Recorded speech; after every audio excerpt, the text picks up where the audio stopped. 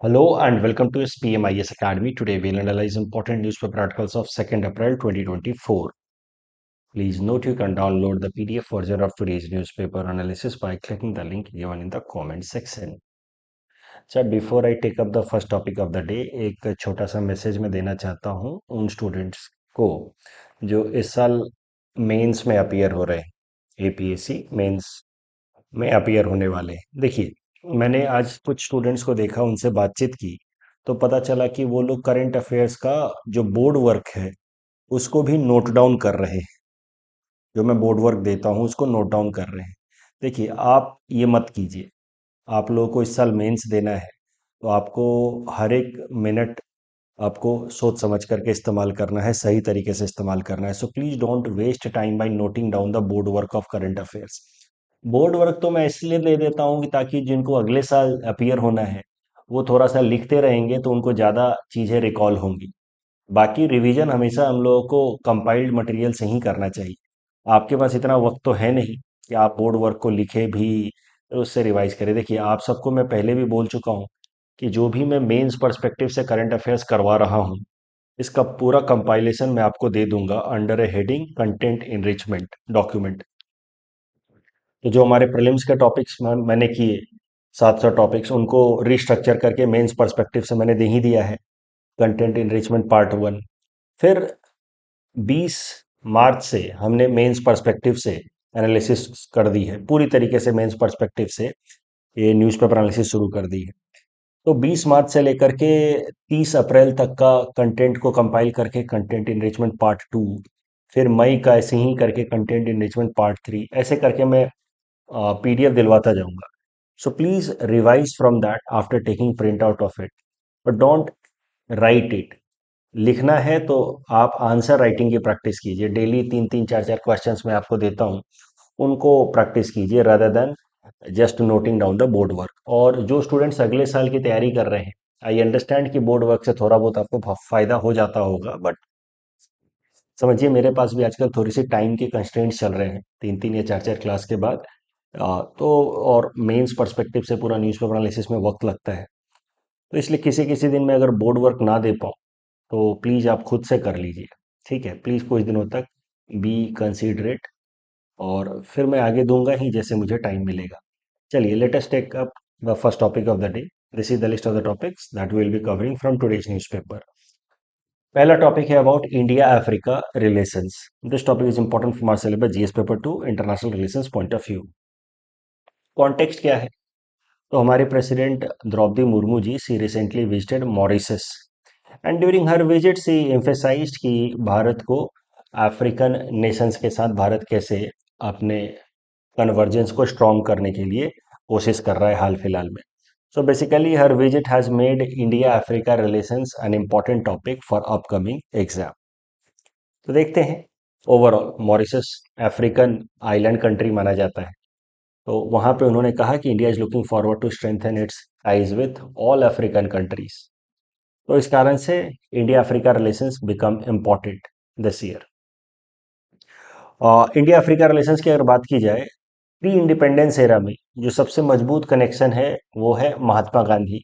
Mahatma Gandhi began his political career in South Africa only. आपको पता है वहां पे ही established Indian Natal Congress in 1894, और वहीं पे उन्होंने अपने तमाम सत्याग्रह के टेक्निक्स पहले वहां पे प्रैक्टिस किए against colonial operations, against the racial discrimination practiced by the colonial masters there in South Africa.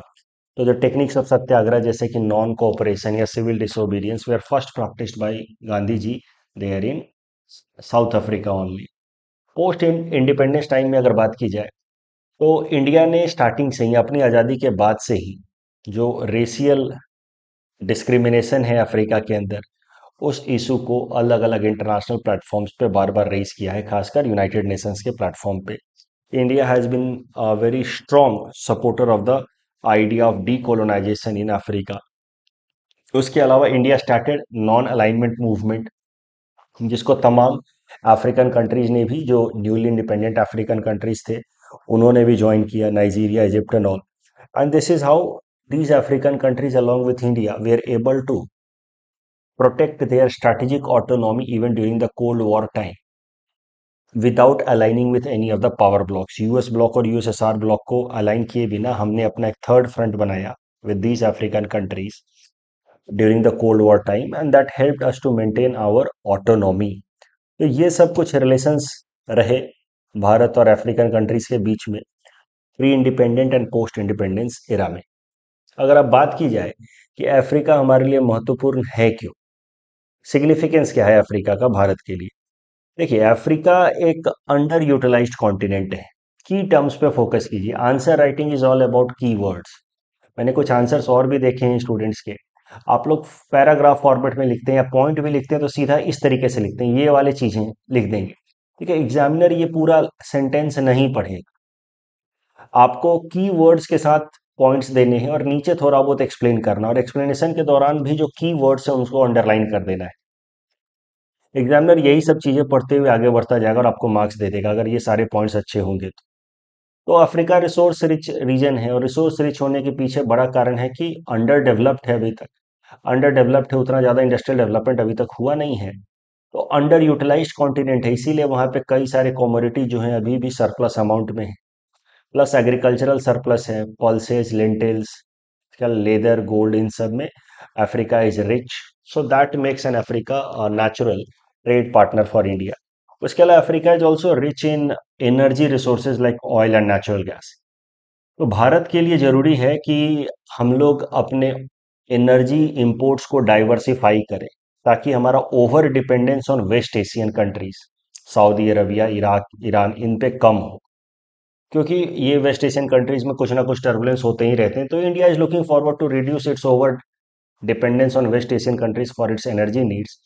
उसके लिए फिर अफ्रीकन कंट्रीज आर गुड, उनके साथ अगर हम ट्रेड करते हैं तो हमारे एनर्जी नीड्स को वो पूरा कर सकते हैं, डाइवर्सिफाई कर सकते हैं हम लोग अपने एनर्जी इंपोर्ट को। उसके अलावा African countries also provide a lot of economic opportunities for Indian companies to invest there. Some of the African countries like Rwanda, Senegal, Tanzania, they are one of the fastest growing economies. Of course, इसमें base effect is also playing a role since they are not so developed so far, small economy so far. But now they are growing at a very fast pace. Rwanda, Senegal, Tanzania. So they provide opportunities for Indian company to make investment there.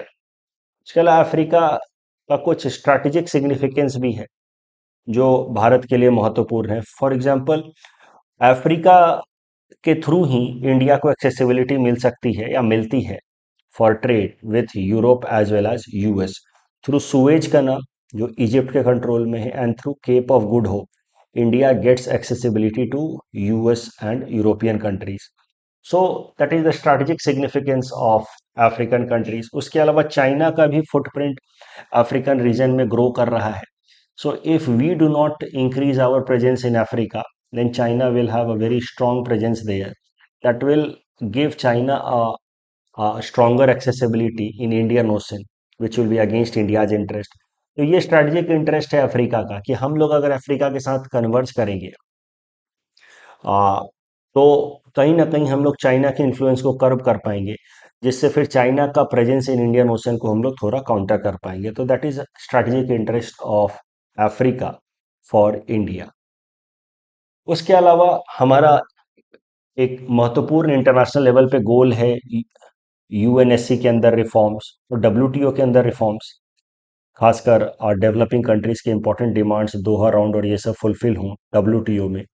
तो इसके लिए भी Africa का support जरूरी है। तो reform in global institutions, UNSC में तो क्या रिफॉर्म्स चाहिए वो तो हमने सैटरडे के एनालिसिस में देखा। डब्ल्यूटीओ रिफॉर्म्स में दोहा राउंड क्या है वो मैं आगे किसी दिन न्यूज़पेपर एनालिसिस में करा दूंगा। डब्ल्यूटीओ को डिटेल में हम लोग देख लेंगे किसी दिन, उसके क्या क्या आउटस्टैंडिंग इश्यूज हैं वो भी कभी देख लेंगे। अब अफ्रीका और इंडिया के कई सारे इंटरेस्ट कन्वर्ज होते हैं। For example, both sides are looking forward to reduce over dependence on multilateral financial institutions like World Bank and IMF. We are looking forward to develop our own financial institutions. तो यहाँ पे भी importance है Africa का for India. उसके अलावा Indian diaspora, Bharat के मूल के लोग कई सारे अफ्रीका में रहते हैं। About 2.6 million people live in Africa. तो उनके इंटरेस्ट को प्रोटेक्ट करने के लिए भी India needs to maintain good ties with Africa. And then green diplomacy, green diplomacy मतलब ओवरऑल इन्वायरमेंटल कोऑपरेशन। इसके अंतर्गत Africa has translocated about 20 cheetahs to India. Kuno Palpur national park में अफ्रीका के नामीबिया और साउथ अफ्रीका से हमारे यहाँ चीता लाए गए हैं। और उसके अलावा भारत ने स्टार्ट किया इंटरनेशनल बिग कैट अलायंस। हमने देखा उसको प्रीलिम्स क्रैश कोर्स में भी मैंने कराया है आपको, टॉपिक नंबर 689। ये सब मैं बताता रहता हूँ ताकि आपका रिवीजन होता रहे। तो आई होप आपको याद आ रहा होगा इंटरनेशनल बिग कैट अलायंस, 7 तरह के अलग अलग बिग कैट्स के कंजर्वेशन के लिए। उसमें भी कई सारे अफ्रीकन कंट्रीज मेंबर हैं। 97 कंट्रीज में से बहुत सारे अफ्रीकन कंट्रीज हैं। So this is a good example of green diplomacy between India and Africa. तो ये सब सिग्निफिकेंस है, महत्व है अफ्रीका के भारत के लिए। इसी कारण से भारत जो है अफ्रीका के साथ अच्छे संबंध बनाए रखना चाहता है। Considering the significance of Africa, India has taken several initiatives regarding Africa. हमने कई सारे इनिशिएटिव्स लिए हैं अफ्रीका के अंदर, उसके सिग्निफिकेंस को ध्यान में रखते। सबसे पहले वहाँ के लोगों के यूथ की कैपेसिटी बिल्डिंग के लिए इंडिया एक प्रोग्राम चलाता है, इंपॉर्टेंट प्रोग्राम है, नाम याद रख लीजिएगा, Indian technical and economic cooperation, ITEC programme. भारत सरकार का ये इनिशिएटिव है, दुनिया के अलग अलग देशों में वहाँ के यूथ को ट्रेन करते हैं हम लोग, स्किल डेवलपमेंट करते हैं। इससे इंडिया का सॉफ्ट पावर भी बढ़ता है, इंडिया के लिए इन्वेस्टमेंट अपॉर्चुनिटीज के मौके निकलते हैं। तो आईटीईसी प्रोग्राम के अंतर्गत भारत ने अफ्रीका में $1 बिलियन से भी ज़्यादा खर्च किया है। Technical assistance and training programme है ITEC, important. Pan Africa e network, इसके अंतर्गत हम लोग डिजिटल कनेक्टिविटी प्रमोट कर रहे हैं अफ्रीका के अंदर, पैन अफ्रीका ई नेटवर्क में, in order to reduce digital divide across Africa. इसके अंदर $100 मिलियन खर्च हुआ है। इंफ्रास्ट्रक्चरल डेवलपमेंट कर रहे हैं हम लोग अफ्रीका के अंदर। ओवरऑल इंफ्रास्ट्रक्चर डेवलपमेंट के लिए जो इम्पोर्टेंट हमने प्रोजेक्ट स्टार्ट किया है उसका नाम है Asian African growth corridor, very important. ये जो एशियन अफ्रीकन ग्रोथ कॉरिडोर है, अफ्रीका के अंदर हमने इंफ्रास्ट्रक्चर डेवलपमेंट प्रोजेक्ट जो स्टार्ट किया है, it has been developed in association with Japan. तो भारत और जापान ने मिल करके Asia Africa growth corridor infrastructural initiative लिया है अफ्रीका से संबंधित, ताकि अफ्रीका से भारत की और जापान की कनेक्टिविटी मजबूत हो। ये जो एशिया अफ्रीका ग्रोथ कॉरिडोर है, इसका एक और महत्व है। This Asia Africa growth corridor is important for India as well as Japan to counter China's influence in Africa. इसी चाइना की बेल्ट एंड रोड इनिशिएटिव, आपको पता है, under China's belt and road initiative China is connecting its eastern region with European markets. तो ये सारे project जो हैं चाइना के बेल्ट एंड रोड इनिशिएटिव का हिस्सा हैं। यहाँ पे दिखाया गया है, ये इस लाइन से जो दिखाया गया सब चाइना के बेल्ट एंड रोड इनिशिएटिव का हिस्सा है। China is connecting itself to the European market via land routes as well as sea routes. तो चाइना के बेल्ट एंड रोड इनिशिएटिव के अंतर्गत China has been developing infrastructural projects in Africa, also ports develop कर रहा है, rail network develop कर रहा है अक्रॉस अफ्रीका। तो अगर भारत और जापान ये चुप बैठते हैं तो कहीं ना कहीं China will have an advantage in Africa. तो इसी कारण से भारत और जापान ने मिल करके प्रोजेक्ट स्टार्ट किया है Asian African growth corridor, which is also looking forward to develop connectivity, sea route connectivity with African countries. तो उसके अलावा लैंड पे हम लोग इंफ्रास्ट्रक्चर डेवलप कर रहे हैं under Asia Africa growth corridor. This way Asia Africa growth corridor will serve two purpose. First, it will increase India's presence, India and Japan's presence in Africa. Second, it will counter China's excessive influence in Africa. तो ये सब कुछ initiatives Bharat ने लिए हैं Africa से संबंधित, capacity building के लिए आईटीईसी, pan Africa e network, infrastructure development के लिए एशियन अफ्रीकन ग्रोथ कॉरिडोर। उसके अलावा हाल फिलहाल में हुआ क्या कि अफ्रीका ने हमें चीता ट्रांसलोकेट करके सपोर्ट किया, इन्वायरमेंटल सपोर्ट। उसके बदले में अफ्रीका एक ने हमें रिक्वेस्ट किया कि आइवरी ट्रेड, जो एलिफेंट के आइवरी होते हैं उसके ट्रेड पे बैन है अंडर साइट्स, जो इंटरनेशनल कन्वेंशन है, sites that prevents trade in endangered species and their body parts. तो साइट्स के अंतर्गत एलिफेंट के आइवरी पे ट्रेड नहीं किया जा सकता, उस पर बैन है। उस बैन को लिफ्ट करने के लिए अफ्रीका ने एक रिजोल्यूशन प्रपोज किया और अफ्रीका के रिक्वेस्ट पे India did not vote against the proposal. Africa ने रिक्वेस्ट किया कि भाई आप लोग इस प्रपोजल के अगेंस्ट वोट मत करना, तो India did not vote against the proposal.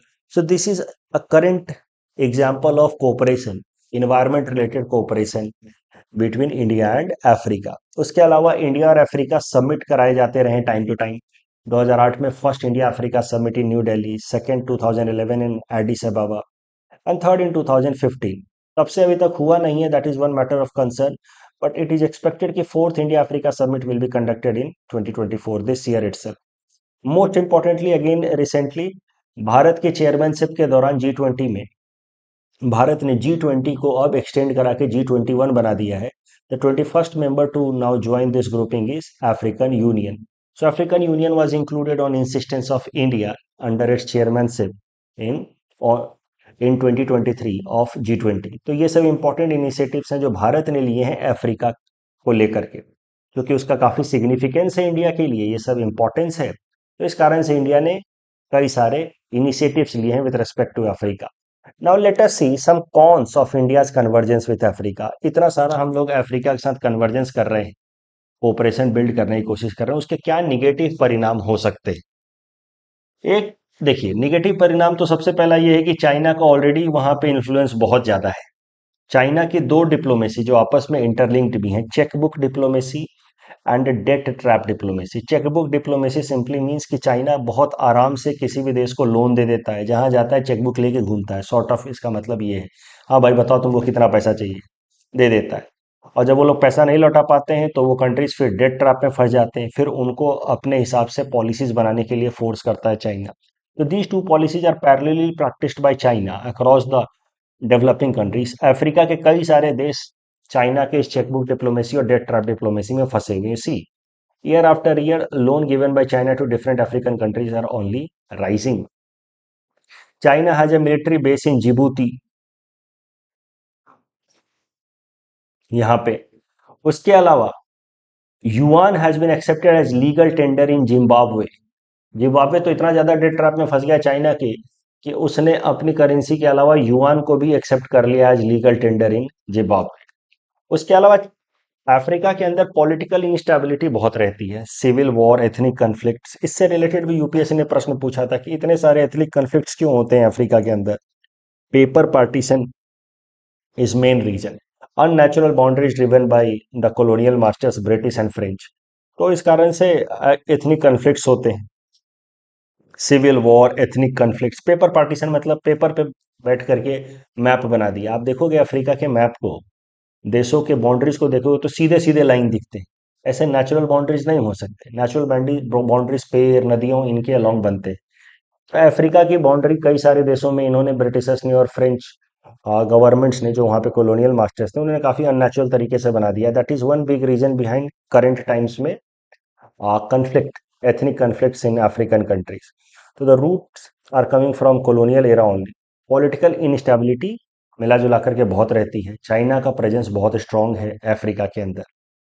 उसके अलावा अफ्रीका में कई सारे टेरर ग्रुप्स भी जो हैं उनका स्ट्रांग होल्ड है। For example Al Shabaab and Boko हराम।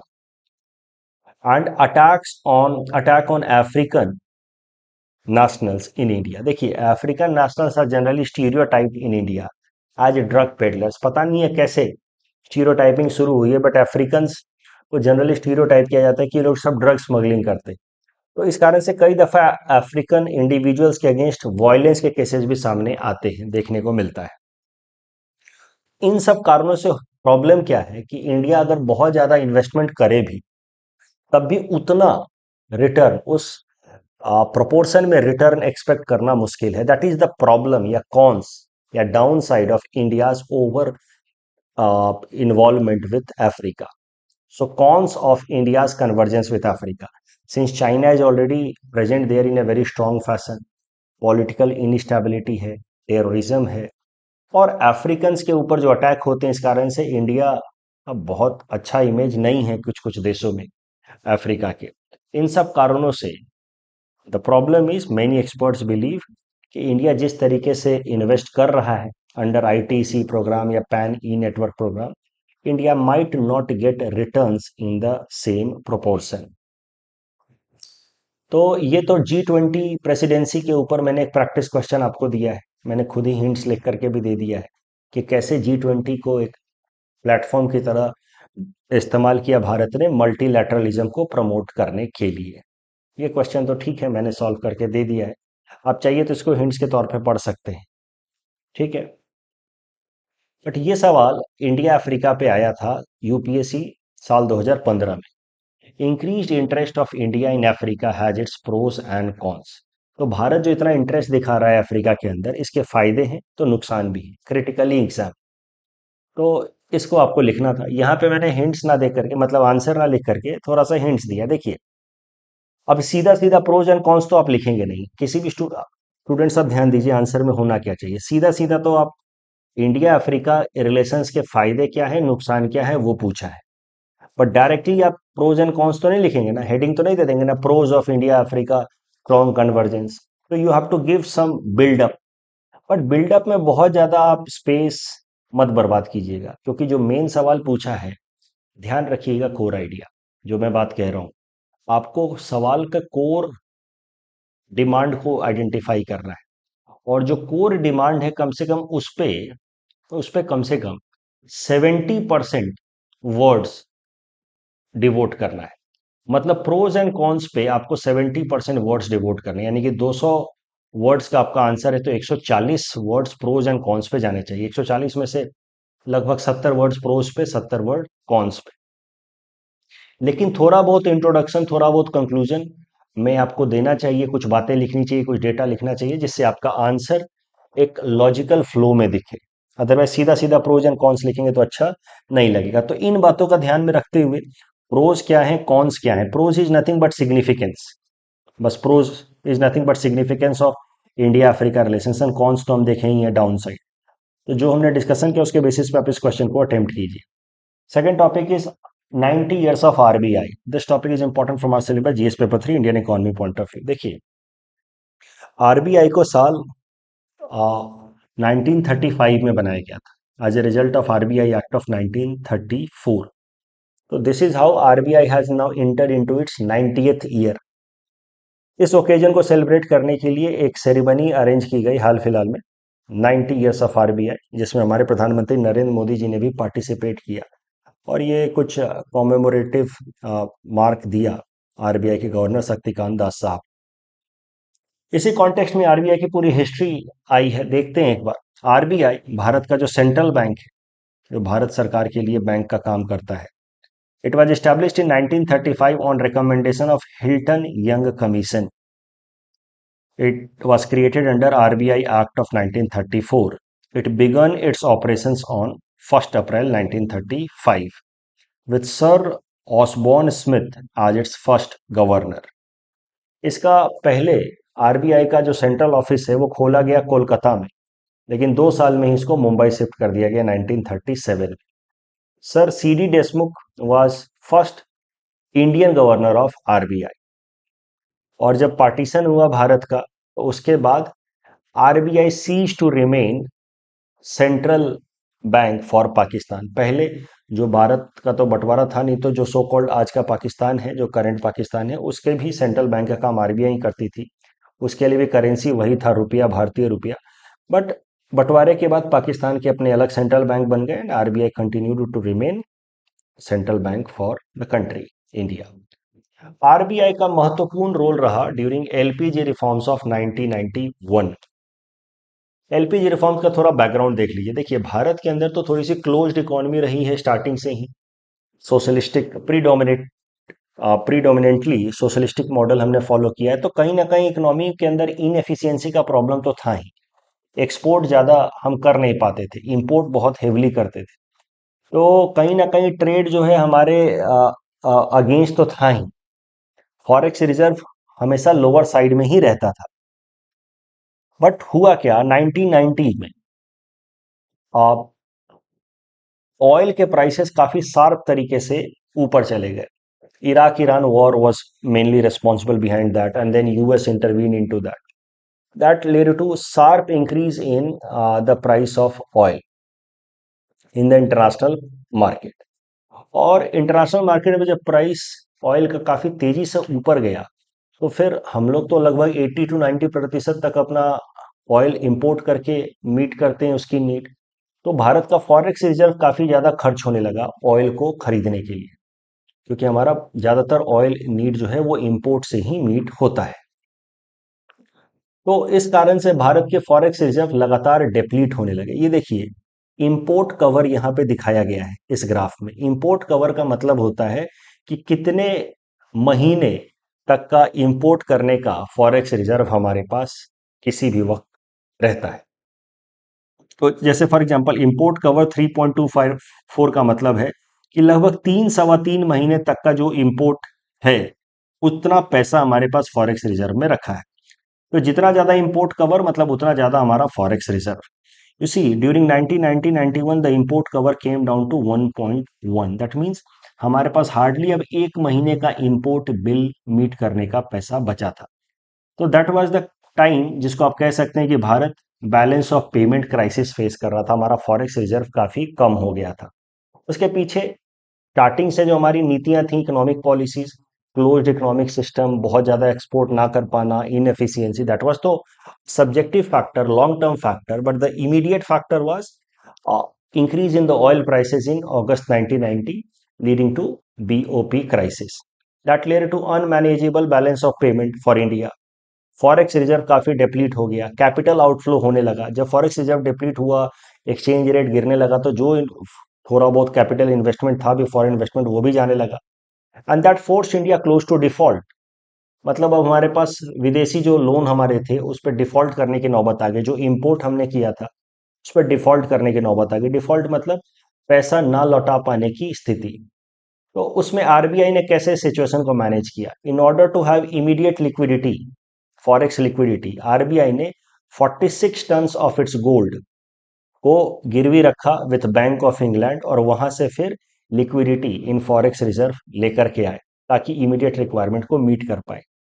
उसके बाद आरबीआई ने लगातार रुपए को डिवैल्यूएट किया, 9% और फिर 10% with in the succession of 3 days. आपको पता है कि जब भी रुपया डिवैल्यूएट होता है तो एक्सपोर्ट को बूस्ट मिलता है। तो एक्सपोर्ट को बूस्ट करने के लिए आरबीआई ने रुपए को सक्सेसिवली डिवैल्यूएट किया।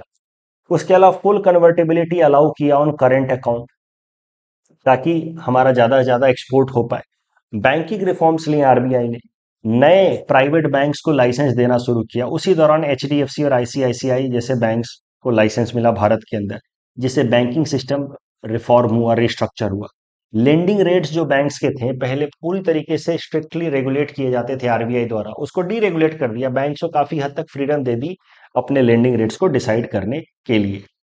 तो ये सब कुछ किया आरबीआई ने, जिसकी मदद से फिर भारत धीरे धीरे अपने क्राइसिस वाले सिचुएशन से बाहर निकला। And you see at certain point of time we have now we reached up to import cover of 16, that mean 16 महीनों तक का, 1.5 साल तक का इंपोर्ट करने का हमारे पास पैसा या फॉरेक्स रिजर्व एक वक्त तक आ गया। आज भी भारत के पास लगभग $600 बिलियन का फॉरेक्स रिजर्व है, which makes it India fifth और फोर्थ लार्जेस्ट। ये रैंकिंग बदलती रहती है थोड़ा बहुत, बट फोर्थ एंड फिफ्थ के बीच में हम रहते हैं लार्जेस्ट फॉरेक्स रिजर्व होल्डर। सो आप कह सकते हैं कि आरबीआई की ये जो डिसीजंस थे उससे इंडिया बीओपी क्राइसिस से तो बचा ही, लॉन्ग रन में इंडियन इकोनॉमी रिजिलियंट हुई और हमारा फॉरेक्स रिजर्व आज के डेट में काफी ज्यादा बिल्डअप हो चुका है। आरबीआई के अगर फंक्शंस देखे जाए, RBI is regulator of the banking sector. उसके अलावा आरबीआई मॉनेटरी पॉलिसीज बनाता है, qualitative as well as quantitative. RBI is also known as banker to the government, क्योंकि सरकार के लिए जो भी फंड मैनेज करना है, आपको पता है, मैंने बेसिक इकोनॉमिक क्लासेस में पढ़ाया है, जीसेक को बेचना, गवर्नमेंट सिक्योरिटीज को, वहां से फंड रेज करना सरकार के लिए, वो सब कुछ आरबीआई करती है। That is why RBI is known as banker to the government. Public debt management, सरकार के मैनेजमेंट डेट को मैनेज वही करती है RBI. RBI is also known as lender of last resort for the banks. तो banks को जब भी फंड की जरूरत होती है तो रेपो रेट वगैरह पे आरबीआई ही उनको लोन देता है। आज लास्ट रिजॉर्ट कोई नहीं होगा अगर बैंक्स के लिए, तो आरबीआई उसको फंड दे ही देगा। उसके अलावा करेंसी प्रिंटिंग एंड सर्कुलेशन का काम करता है, फॉरेक्स रिजर्व को मैनेज करता है आरबीआई। तो इतने सारे फंक्शंस आरबीआई करता है।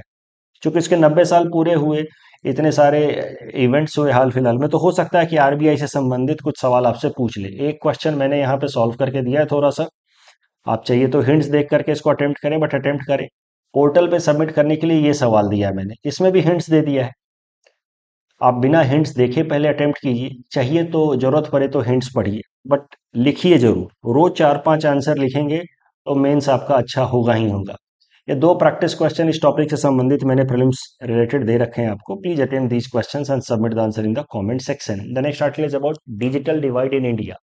This topic is important from our syllabus GS paper 3 Indian economy point of view, specially infrastructure. क्या होता है डिजिटल डिवाइड? देखिए, डिजिटल डिवाइड का सरल सा मतलब है कि जो भी डिजिटल रिसोर्सेज हैं उनकी एक्सेसिबिलिटी और उनको यूज करने का स्किल कुछ लोगों के पास है, कई सारे लोगों के पास नहीं है। तो डिजिटल रिसोर्सेज जैसे ऑनलाइन क्लासेस अटेंड करना, ऑनलाइन मटेरियल मिल जाना, ऑनलाइन कोई टेस्ट देना, ऑनलाइन सर्टिफिकेशन गेन कर पाना। तो जिन लोगों के पास इन सब चीज़ों की एक्सेसिबिलिटी यानी कि बढ़िया कंप्यूटर है, घर में मोबाइल फ़ोन है, इंटरनेट कनेक्टिविटी फास्ट है, उनके पास एक्सेसिबिलिटी है, और दूसरा स्किल है, ये दोनों चीज़ें हैं, तो वो इंसान को कहा जाएगा कि उसके पास डिजिटल डिविडेंड है, डिजिटल स्ट्रेंथ है। तो वो इंसान फिर आज के डेट में इतने सारे डिजिटल रिसोर्सेज उनका सबका फायदा उठा करके और बेहतर बन जाता है, और रिसोर्सफुल या स्किलफुल बन जाता है, जिससे वो और रिच हो जाता है। जिनके पास ना ही स्किल है ना एक्सेसिबिलिटी है, वो और गरीब होते जाते हैं। तो this phenomena, difference in accessibility as well as skill set to use information and communication technology is known as digital divide. Those who are having these capabilities are known to have digital dividend. This digital divide is increasing inequality between rich and poor. Bharat के अंदर अगर देखा जाए, overall लगभग 60 से 62 करोड़ लोग internet इस्तेमाल करते हैं, जो लगभग 50% के आसपास है हमारी जनसंख्या का। लेकिन इंटरनेट इस्तेमाल करना is not enough, that does not make you capable of reaping digital dividend. Internet इस्तेमाल करके तो छोटी मोटी चीजें भी, यूट्यूब पे गाने सुने जा सकते हैं और सोशल मीडिया प्लेटफॉर्म चलाए जा सकते हैं। इंटरनेट की एक्सेसिबिलिटी होना और प्रॉपर डिजिटल लिटरेसी होने से ही फिर डिजिटल डिविडेंड को रीप किया जा सकता है, कैश इन ऑन किया जा सकता है। तो डिजिटल लिटरेसी के लिए स्किल होना चाहिए। तो data, again I told you so many times कि data is going to be important. NSO के सर्वे के हिसाब से, पिछले साल का ही सर्वे है, only 27.5% of youth between the age of 15 to 29 can be classified as digitally skilled. That means who have capability to gain meaningful resources from the digital sources so that they could enhance their economic opportunities और job profiles. तो सिर्फ 27.5% ही youth ऐसे हैं 15 से 29 साल के जो digitally skilled हैं। डिजिटल एक्सेसिबिलिटी तो 50% से भी ज्यादा लोगों के पास है ओवरऑल, बट डिजिटल एक्सेसिबिलिटी अपने आप में काफी नहीं है। डिजिटल एक्सेसिबिलिटी के अलावा डिजिटल स्किल्स भी होने चाहिए। ये दोनों चीजें जब होंगी तभी इंसान डिजिटल डिविडेंड को रीप कर पाएगा।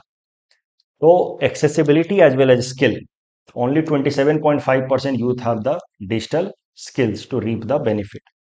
तो डिजिटल डिवाइड काफी स्ट्रांग है हमारे देश के अंदर। या तो अवेलेबिलिटी नहीं है, एक्सेसिबिलिटी नहीं है, और अगर वो है भी तो स्किल नहीं है। दो लेवल पे डिजिटल डिवाइड है। इस कारण से समस्याएं क्या होती हैं? कई सारे जो गवर्नमेंट के स्कीम्स हैं जो अब डिजिटल तरीके से इंप्लीमेंट हो रहे हैं, ई गवर्नेंस स्कीम्स, उसका फायदा लोगों को नहीं पहुंच पाता है। देखिए, सरकार ने कई सारे कॉमन सर्विस सेंटर्स खुलवाए हैं इस तरीके के, आप देखते होंगे अलग अलग जगहों पे common service centres have been opened under ministry of electronics, IT and companies act. इसके अंतर्गत ये कॉमन सर्विस सेंटर खोले जाते हैं जहां पे आप जा करके आधार रिलेटेड सर्विसेज जैसे आधार कार्ड बनवाना, पीएम वेलफेयर स्कीम जैसे कि आयुष्मान भारत योजना के अंदर आयुष्मान कार्ड बनवाना, फसल बीमा योजना के अंदर फसल बीमा कार्ड बनवाना, पासपोर्ट के लिए अप्लाई करना, पैन एप्लीकेशन करना, ये सब कर सकते हैं through common service centre. But common service centre भी तो तभी काम करेगा ना जब रूरल एरियाज में भी डिजिटल कनेक्टिविटी हो, इंटरनेट कनेक्टिविटी हो, ब्रॉडबैंड कनेक्शंस हो। तो जब तक ये पूरी तरीके से हो नहीं जाता है, डिजिटल डिवाइड पूरी तरीके से खत्म नहीं हो जाता है, तब तक the implementation of e governance schemes will suffer. Common service centres are not able to penetrate across the country, especially in the rural areas. उसके अलावा डिजिटल डिवाइड होने के कारण होता क्या है कि कई सारे लोगों के अंदर स्किल लेवल काफी कम है। स्किल लेवल कम होने के कारण जो भी ऑनलाइन सर्विसेज हैं उसको लेकर के उनके मन में एक एप्रीहेंशन है, डर है। फॉर एग्जांपल ऑनलाइन पेमेंट करने पे, बैंकिंग इस्तेमाल, ऑनलाइन बैंकिंग, नेट बैंकिंग इस्तेमाल करने में, यूपीआई पेमेंट करने को लेकर के लोग काफ़ी एप्रीहेंशन रखते हैं, हेजिटेट करते हैं। तो that is another problem associated with digital divide. एक तो सरकारी स्कीम्स इस तरीके के, जो ऑनलाइन आजकल तमाम सेवा अवेलेबल हैं, ई गवर्नेंस स्कीम्स, अगर घर में आपके इंटरनेट या मोबाइल नहीं है तो भी कॉमन सर्विस सेंटर के थ्रू ये स्कीम्स इंप्लीमेंट तभी होंगे जब डिजिटल डिवाइड का प्रॉब्लम खत्म होगा, स्पेशली डिजिटल कनेक्टिविटी अवेलेबल होंगे गांव गांव में, जो नहीं है। परसेप्शन लेवल काफ़ी पुअर है, कई सारे लोग जिनके पास डिजिटल स्किल नहीं है वो कई सारे डिजिटल सर्विसेज जैसे कि ऑनलाइन पेमेंट वगैरह का इस्तेमाल नहीं करते। उसके अलावा रूरल अर्बन डिवाइड काफ़ी स्ट्रांग होता जा रहा है because of this digital divide. Rural areas में अभी भी डिजिटल सर्विसेज, डिजिटल कनेक्टिविटी नहीं है, अर्बन एरियाज में है। तो रूरल अर्बन एरिया में डिवीजन या डिफरेंसेस तो वैसे ही हाई था, लाइफस्टाइल, या अगर आप बात करें तो वहाँ पे रूरल एरियाज में पोवर्टी का लेवल ज़्यादा है। That is further increasing rural urban divide because of this digital divide. उसके अलावा जब तक डिजिटल डिवाइड है, कई सारे लोगों के पास डिजिटल कनेक्शन नहीं है या डिजिटल स्किल नहीं है, तब तक there is enough scope for cyber crimes, theft of log n credentials, proxy bookings in schemes like PM Ujjwala योजना एंड ऑल, जिसमें लोगों को पता ही नहीं चलता उसके नाम पे गवर्नमेंट स्कीम्स के अंतर्गत दूसरे क्रुकेड लोग, बेईमान लोग, गांव के मतलब जो इनको डिजिटल स्किल्स नहीं है उनके नाम पे वो सारे बेनिफिट्स कुछ बेईमान लोग उठा ले जाते हैं। तो that is the problem of misuse and corruption associated with digital divide. तो इसको कैसे एड्रेस किया जाए डिजिटल डिवाइड के प्रॉब्लम को? तो सॉल्यूशन सरल है, दो स्टेप्स करने हैं। डिजिटल इंफ्रास्ट्रक्चर को मजबूत करना है और डिजिटल लिटरेसी को मजबूत करना है। स्किल भी लाना है और इंफ्रास्ट्रक्चर लाना है। डिजिटल लिटरेसी के लिए कई सारे इनिशिएटिव्स लिए गए, जैसे भारत नेट प्रोग्राम के अंतर्गत ग्राम पंचायत को कनेक्ट किया जा रहा है through an optical fibre network to provide a minimum internet speed of 100 Mbps. और वहां पे फिर गांव में लोगों को बेसिक डिजिटल स्किल्स दिए जा रहे हैं, बेसिक चीजें पढ़ना लिखना, और फॉर्म्स के लिए, पासपोर्ट वगैरह के लिए ऑनलाइन अप्लाई करना। National digital literacy mission was started that has been initiated with the vision to empower at least one person per household with digital literacy. इसके अलावा पीएम डिजिटल साक्षरता अभियान, शॉर्ट में कहें तो पीएम दिशा, इसको 2017 में लॉन्च किया गया था। इसका एम था कि भारत के अंदर डिजिटल डिवाइड को खत्म किया जाए बाय 2022-23। ये जो टारगेट है कि टू एंड या eliminate digital divide by 2022-23, that was set by Niti Aayog, important है, under its report, Niti Aayog report titled strategy for new India at 75। तो इस रिपोर्ट के अंतर्गत नीति आयोग ने टारगेट रखा था कि 2022-23 तक डिजिटल डिवाइड को पूरी तरीके से भारत में खत्म कर दिया जाए, और उसी के लिए फिर भारत सरकार लेकर के आई थी पीएम दिशा स्कीम। अनफॉर्चुनेटली अभी तक ये खत्म हुआ है नहीं। तो ये तो बात हो गई डिजिटल लिटरेसी को प्रमोट करने की। डिजिटल इंफ्रास्ट्रक्चर को प्रमोट करने के लिए भारत सरकार लेकर के आई है digital public infrastructure platforms. Digital public infrastructure platforms मतलब पब्लिक के लिए, आम जनता के लिए ओपन प्लेटफॉर्म्स क्या क्या हैं डिजिटल फॉर्मेट। तो digital public infrastructure platforms include three things: digital identification, digital infrastructure, payments and digital exchange solutions. ये हम लोग प्रीलिम्स के दौरान भी पढ़ा है। डिजिटल आइडेंटिफिकेशन का बेहतरीन एग्जांपल है आधार। डिजिटल आइडेंटिफिकेशन के लिए इस्तेमाल होता है। आजकल कुछ भी अपनी आइडेंटिटी आपको दिखानी है तो आपको आधार कार्ड भी कैरी करने की जरूरत नहीं है, आप मोबाइल फोन रखिए, वहीं से लॉगिन कीजिए, आपको ओटीपी आएगा और अपना आधार डाउनलोड करके दिखा दीजिए। पेमेंट इंफ्रास्ट्रक्चर का बेस्ट एग्जांपल है UPI. Digital identification, payment infrastructure, इसका example UPI and then digital data exchange solution. ये तीन चीजें मिल करके बनाती हैं digital public infrastructure of India, जिसको इंडिया स्टैक भी कहते हैं। India stack includes three digital services या three digital platforms: digital identification Aadhaar, payment infrastructure example UPI and then data exchange solution. Data exchange solution simply means कि आप अपना कोई digital data किसी थर्ड पार्टी के साथ शेयर करना चाहते हैं, तो this can be done via this data exchange solution जिसका नाम है DEPA. Data empowerment protection architecture. For example आपको किसी कंपनी में अप्लाई किया आपने, पहले क्या होता था, अपने मार्कशीट वगैरह आपको ले जा करके वहां दिखाने होते थे।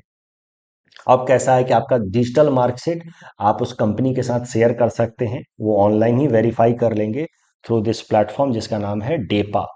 तो this is how things have become easier with respect to digital data sharing.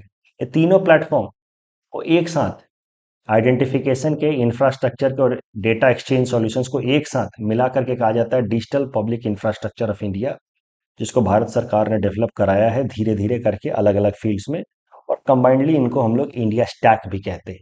India stack which include so many things, IMPS payment services, UPI, Bharat QR code, Aadhaar enabled payment system, Aadhaar pay, e KYC and all together digital platforms are known as India stack. Next topic is about Assam agricultural university.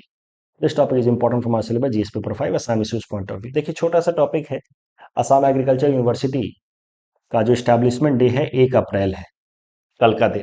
तो उसी context में article आया है Assam agriculture university का contribution. थोड़ा सा देख लेते हैं, क्या पता directly and indirectly GS paper 5 में काम आ ही जाए।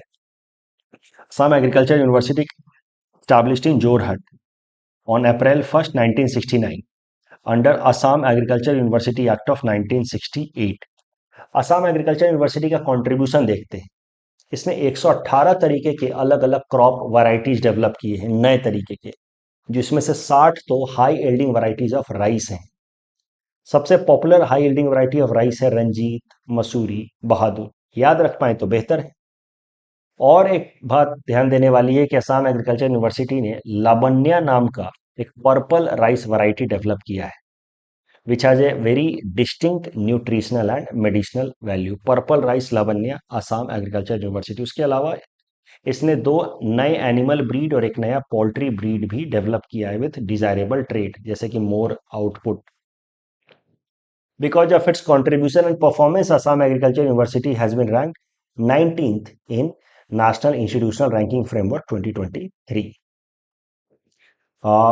कल जो हमने आपको क्वेश्चन दिया था हेवी वाटर से संबंधित, heavy water is basically moderator in a nuclear reactor, so the correct answer will be option A. और बासमती राइस तो एमएसपी में जाता नहीं है, तो first option is wrong, second and third is correct. That's all from our side for today, thanks for watching.